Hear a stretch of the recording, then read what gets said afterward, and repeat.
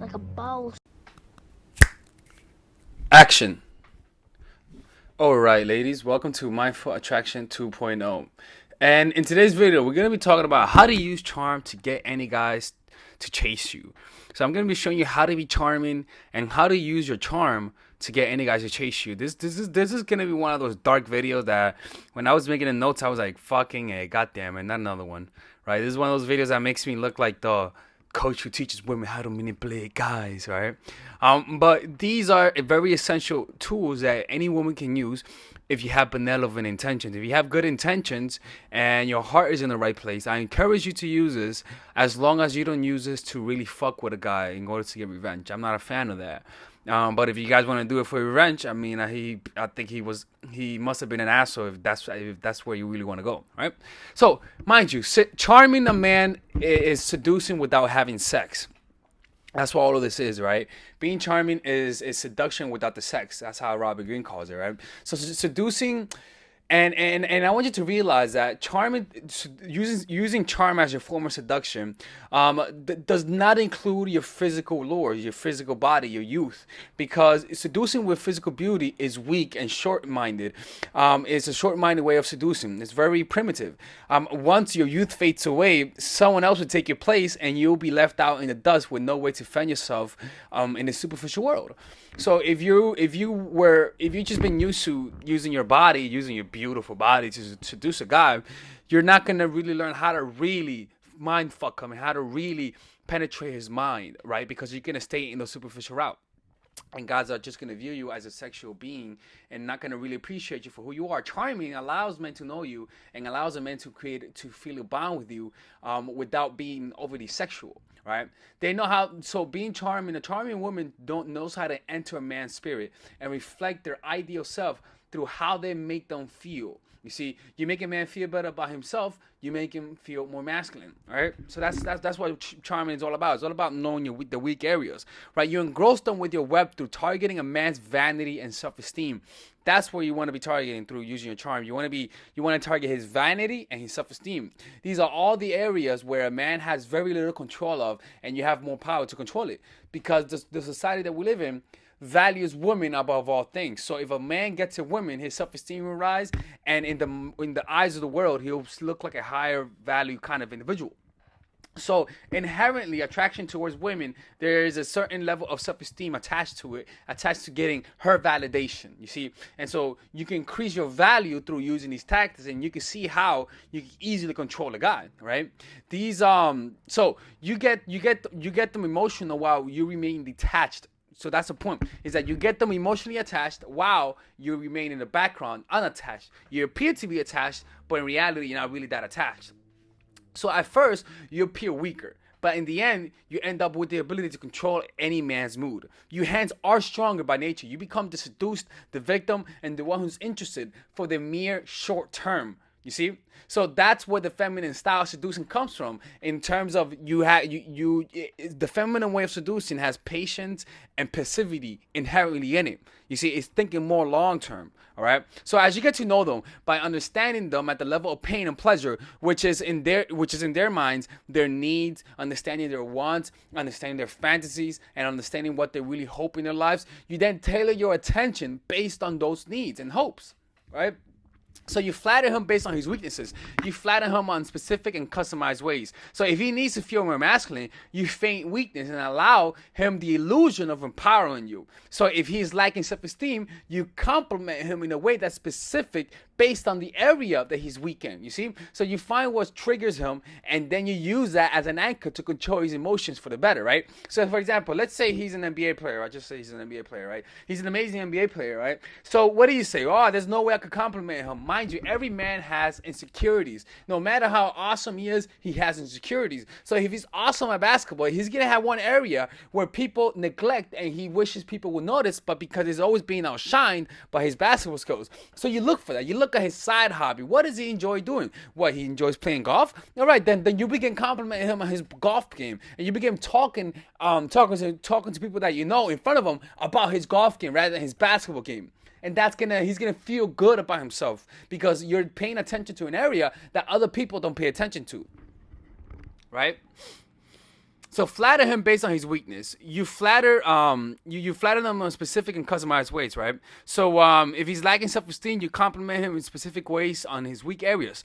You find what triggers him and you'll use it. Okay, so that's what we talked about that, right? So the next point is that make them feel like a man and he'll become addicted to you, like we talked about, right? So make him feel that make him feel that you're wanted by other men, which is through pre-selection, and that his charm is what melted your heart, and he'll grow depending on you, right? So when he gets to know you, like, don't just act as though he's the only guy in your life. Something very important to do, to put out there is that yes, you're talking to him, but there's other guys in your life that are interested in him. So you can insinuate talking about how you were hanging out with your friend, or how your friend took you to this good ice cream shop, or how your friend helped you out with this, how your friend gave you a ride because you needed a ride. You just talk about your friend.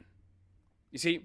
And so what tends to happen is that the guy will fill in the void, and he'll realize, oh, there's other guys in your life, right? But while you're doing that, if you show him that, you know what, my friend asked me to hang out, but I wanted to hang out with you. By showing him that there's other guys in your life, but that you choose to be with him, right? He's like, fuck yeah, I want today, yeah. Like that guy thought he was gonna hang out with her, but guess what? I'm the guy. You see, that's the way to make him feel masculine, right? So that's how you can be charming. And it's a very long video, so you guys gotta sit down and listen. All right. So be warned though, is that this style of charm only works on the guys who have low self-esteem, and not on guys who have really, really, really high confidence and a lot of options. That's the only thing about them that you gotta be realized, right? So some ways that you could do this is become a source of good emotions, right? So allow him to speak about his problems and listen, and try to provide pleasure as a way to distract them, right? So you gotta become a source of self-esteem, which means that don't talk about your problems in front of him. Don't complain about your problems. If you talk about your problems, talk about them quickly, and then ask him about his own problems. See what I'm saying? We're going to talk about redirecting questions later on. So this can be done by so you provide pleasure in a way to distract them, right? So this could be done by teasing him and then giving into him from time to time, or just by listening and being there for him without you talking about your own problems, right? So from the start, another way that you could do this is from the start, develop a reputation of honesty, right? So when you first meet the guy, one of the most important things to develop the reputation is of an honest person, right? So this will pattern everything that you do. So if he knows you from the outset as an honest person, right, you can easily then almost pattern everything that you do, and he will never get suspicious of you, and he will never start doubting you. You see what I'm saying? But it's important for you to develop the reputation of an honest person from the onset, right? So from the start, do that. Okay, I know I'm talking a lot, right? So be indirect and get at what you want. That's another thing, right? So you encounter less resistance. So something you got to realize is that being indirect doesn't mean being honest, you see, all the time. It means that you got to learn how to do selective honesty. Become selectively honest from time to time, right? Fake confess so that he can open up about something. So don't just talk about, so if you're talking to a guy, act as though you're confessing something important, right? So that he can open up as well. So now you get him to talk about something that's important about him. It doesn't mean that what you confess, you're like, I got to be honest with you. Like, one of my biggest fear is dogs. Like, you just talk in a very low tone, right? By acting as though you're confessing something important, he feels like he has to do the same. And so what's going to happen is that if you're not attached to the outcome, you're not really giving him a real confession, what's going to happen is that he's the one that's going to feel the attachment, and you remain detached. And that's how you develop, and that's how you gain leverage and power, because you're less attached than he is. You see? So he's the one who's going to begin to feel a bond with you. So be known as an honest person. Kill any doubts to your character by orchestrating moments of honesty. Okay? So that's what you're going to be doing, right? You're orchestrating moments of honesty. Like, for example, fake confess a lie. You can be like, look, to be honest with you, I lied to you about this, and blah, blah, blah. Like, feel as though, I cannot believe I'm confessing this, but I lied to you about this. Make it something that's weak. Make it something that's a little white lie, but just confess to lying and say, I'm someone who cannot be lying. Like, I just cannot deal with a lie, right? Like, those little white lies that you orchestrate intentionally will give the air of honesty. You see? And that's important. Charming people appear honest, unfortunately. That's why I look honest, right? So think of it. So think in advance about any excuses and/or manipulations, right? For example, this again, charming is about being a direct and smart, right? So for example, like for example, like having your friend call you. Ring ring is a female friend. Having your friend call you while your guy's in front of you, but like, and you're like, "But baby, I gotta take this call," and you just go in the other room. You act suspicious. You're like, who are you talking to? Hey, who are you talking to? Not them. I'm talking to my friend. And you're like, who's with your friend? Not them. Just my friend. Just my friend. I'm like, wait a minute. Let me see. You're like, look, baby, it's my real friend. It's Melissa, right? And so what's happening is that when you do this, you sort of make him like, damn, I guess she's being honest. I guess I'm the one who's being paranoid. Right? And you could use this and bring it back to him one day when he feels like he's being paranoid. You'd be like, look, baby, the one time when I was talking to my friend and you thought it was another guy, it's because stop being so paranoid. I told you I'm an honest person. You see, you could use that, you could redeem that. Right? And that by simply doing that, you could develop he'd be like, oh, fuck, I guess I'm being insecure again. Because he felt certain, and guess what? Through your actions, you made him feel like he was wrong. And so now he's going to start doubting his decision making based on the experience that you gave him, rather than you trying to convince him through your words. You thought it advanced. It's being smart. All right? So to charm, you can't be too honest. Like Robert Greene says, honesty is a blunt instrument that hurts more than heals, right? So better yet, consider your intentions. For example, another way is friend zoning him, to be charming about it. Like friend zone him, right? But express your attraction towards him in your actions and set barriers. Like say we're just friends, but act in a way that you really like him. Right? Want to spend time with him, text him in the morning, but make sure you let him know directly that you guys are friends by calling him buddy, hey buddy, and all that sort of stuff, right? So you sending him those mixed signals, but because there's an underlying sexual tension behind everything that you do, because he's like, fuck, I can't get her, I want her, she's a temptation. Everything that you do will be enhanced because it's enhanced by a hint of sexuality. You see, friends on the home, and then suddenly everything you say is interesting because they want to fuck you. Another thing is, don't be the victim. Don't complain. Complaining will make you look like you're not charming. All right. So don't complain to him. Don't be the one who listens to his complaints. Be more of a support than someone who needs support. Right. If you're giving a gift, make sure. Another thing is about being charming is if you're giving a gift, make sure you do your research in advance. Make sure you thought about that gift. Thoughtful gifts are charming. So if you are gonna give him a gift, which you shouldn't do often, make sure it's surprise and make it very specific based on a need. See what I'm saying? So don't outshine the master. If you are really, so another thing about being charming is if you're hanging out with a guy, don't outshine him. So if you're really smart, be quiet and listen. You see, if you're someone who's really smart, one second, my dog is outside.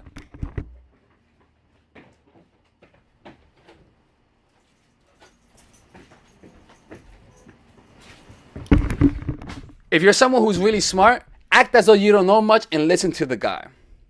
Right? Rather than giving him advice, ask for advice and be like a child. Be curious about the things that he does. This is flattery at its finest, being curious about the things that he really loves. Right? People are charmed with others who display curiosity about what they do. This sometimes means lowering your own light so that he can shine higher than you. Only to those who are above you, which is in this case, anyone who you like, anyone who you feel like you have an invested interest. Put them on a higher ground and just diminish yourself lower for the moment. Let him have the mic. Let him have the shine for the moment. Why? Because now, when he feels like he has a shine, then you create space. Then you create space and let him feel what it feels like not to be in the limelight. Let him feel what it feels like not to be cared for, not to be someone who's around and ask him, how are you? Are you feeling sick? Do you need something done for you? You see, you give him a taste of what he wants and then you take it away. Because now in his mind, he's going to be like, fuck, all those things that she did was so nice. You see, there's nothing you can do wrong when somebody wants you. Right? Learn to deflect questions. So the point is to create an aura of mystery through responding to them, but not responding to them in a way that's self-fulfilling. For example, if I tell you, so where you from? And like I said earlier, and you say, I'm from New York City, and you say, I'm from the East Coast, you immediately ask me, so where am I from? Because my natural tendency is to ask you, oh, for what part of New York City? Right? What part of New York City, what part of the East Coast are you from? Right? And so what happens by redirecting a question to you, it causes you to be curious, but at the same time you have to answer my question. So now you go inside yourself and you answer the question, and I change the topic, right? And so what's happening is that when you do this often, a few times in an interaction, you naturally make the person curious about you because you're not really giving them a fulfilling answer. You see, and so from what I've noticed when I do this, it naturally makes a person want to know you more. For example, another thing you could do is if he says, so tell me, what kind of work you do? Oh, me, no, I work in administration. How about you? How about you? How I work in administration? How about you? Right? And so you get him to talk about his job. Oh, I do this and I do that. Oh, for real, what do you love about your job? And then you keep asking, right? And so in his mind, he's gonna have a certain idea of you. He's just not gonna have a complete idea of who you are as a person. You see, and so, but the problem is though, is that in his mind, he feels like he knows you because he talked to you about certain things. He feels a familiar feeling because he expressed himself. When a person talks about themselves, they naturally feel better. And so they'll naturally then attribute the emotions of talking about themselves to you. You'll be the anchor for those emotions. And so they'll naturally like you more. I'm telling you. So you don't do this all the time because what happens is that if he says, seriously, what do you do? You don't seriously be like, oh, so I do secretary work. How about you? No, if they ask you twice about it after you redirect the question, of course you answer it so you don't look suspicious and weird, right? But you do it in the beginning, and that'll give you that effect, right? And so when you do this for your whole personality, when you just get in the habit of not revealing everything about yourself and withholding the good things about you, and you'll naturally get the person to become curious about you. Another thing is it's just withholding certain things about you. For example, if somebody tells you if I know that if I tell somebody about my YouTube channel, immediately after they talk about YouTube, they'll naturally be like, oh, he's trying to tell me because he's trying to impress me, right? So what I do is if they talk about YouTube, I won't even talk about what I do. They're like, oh, for real? Yeah, YouTube is fun. Yeah, and you change the topic. And then when they tell you, what do? You'll be like, oh, I'm a YouTuber, right? And so what's happening is that in their mind, they're like, why didn't he immediately want to impress me when I talked about YouTube? It's kind of like talking about Lamborghini and me having a Lamborghini and me wanting to impress you. I'll naturally bring up the Lamborghini in the first instance we talk about car. Heck, even talking about toy cars, I'll bring up a Lambo. But if I don't bring it up, it'll show that my real status is not based on what I have, but based on me. You see, it'll be like, that's cool. I have a Lambo, that's cool, but that's no big deal. It doesn't define me. And so the impression that gives off is an impression of someone who has high value. And that'll naturally increase your charisma. Right? So essentially, don't say too much about yourself. Let them talk about themselves and reveal less. And they'll feel the impression that they know you, but they won't have a concrete thing to point to you that says, I know this about you. They'll just have a good familiar feeling about you. So once it feels your warmth, once it feels the attention, and once it feels your warm presence, enhance it through creating space and showing this interest afterwards. Now, after the next day, let's say you show interest after the date, then the next day you show this interest. This allows your warmth to amplify in his mind, thus increasing your charm. Or you could be fucked up and you could show interest the next day after the date. You show interest, plan to meet up, and then cancel on him. That's really fucked up. But that's an example. So you enhance it even greater by giving him a good impression, making him feel powerful by showing interest, and then the next day taking a step back, and that'll naturally enhance the impression he had of you, and thus it'll increase your charisma. Because anything you say after that, even a high, is going to be an important high because it comes from someone who rejected you, from someone who looked like you lost them, but in reality you didn't. They just came back from the dead. You see, he'd be like, oh fuck, she's back. Now your high has more power. Does that make sense? Anyway, this is Alex from mindforattraction.org. I know it was a long video. If you need one-on-one coaching, just go to mindforattraction.org/in-game coaching, and you'll be able to get coaching over there. Anyways, take care and have a great day. Oh, and I'll be doing seminars. London. I'm going to London. I'm going to I'm going to Europe, a part of Europe in December. So if you want to go attend my seminar, go check my website, and you'll be able to check out my seminar. It will be in the description below. All right. Take care and bye-bye.